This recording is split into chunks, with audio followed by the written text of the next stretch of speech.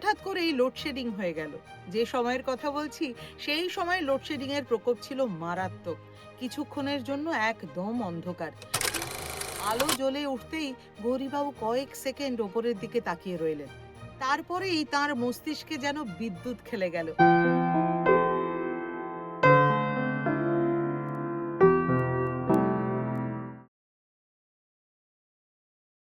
১৯৭২ সাল, দক্ষিণ কলকাতার ভবানীপুর অঞ্চলের গাজা পার্ক। ঠিক তার উল্টো দিকেই একটি খাবারের দোকান। সেখানে সকাল সন্ধে চা পাওয়া যায়। কালের নিয়মে অবশ্য সেই চা এবং খাবারের দোকানের অস্তিত্ব বর্তমানে বিলুপ্ত হয়ে গেছে। যাই হোক, একদিন তার ৩ ছায়াসঙ্গী কেদার চক্রবর্তী, অমল হালদার এবং নিরঞ্জন দাসকে নিয়ে গৌরীপ্রসন্ন মজুমদার ওই দোকানে পৌঁছে গেলেন। ৪ পেয়ালা চায়ের অর্ডার দেওয়া হয়েছে। প্রসঙ্গত বলি, গৌরীবাবু কিন্তু সবসময় এই পেয়ালা শব্দটাই ব্যবহার করতেন। সকলেই বসে আছেন, চা আসবে একটু পরেই। হঠাৎ করেই লোডশেডিং হয়ে গেল। যে সময়ের কথা বলছি সেই সময় লোডশেডিং এর প্রকোপ ছিল মারাত্মক। কিছুক্ষণের জন্য একদম অন্ধকার। কিন্তু সেদিন ভাগ্য সুপ্রসন্ন। খুব তাড়াতাড়ি সেদিন আবার কারেন্ট চলে এলো। খাবারের দোকানের আলো জ্বলে উঠল।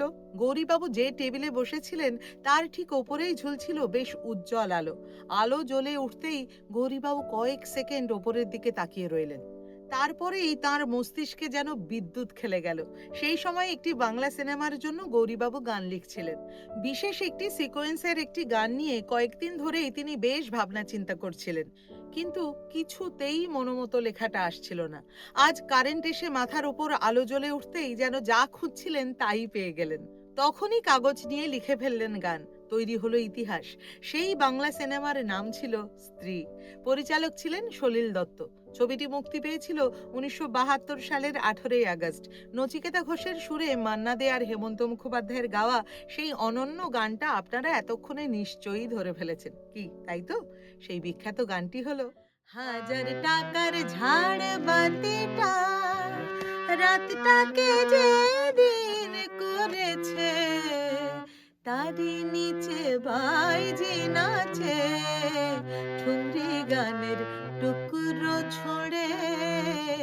হাজার টাকার ঝাড় বাতিটা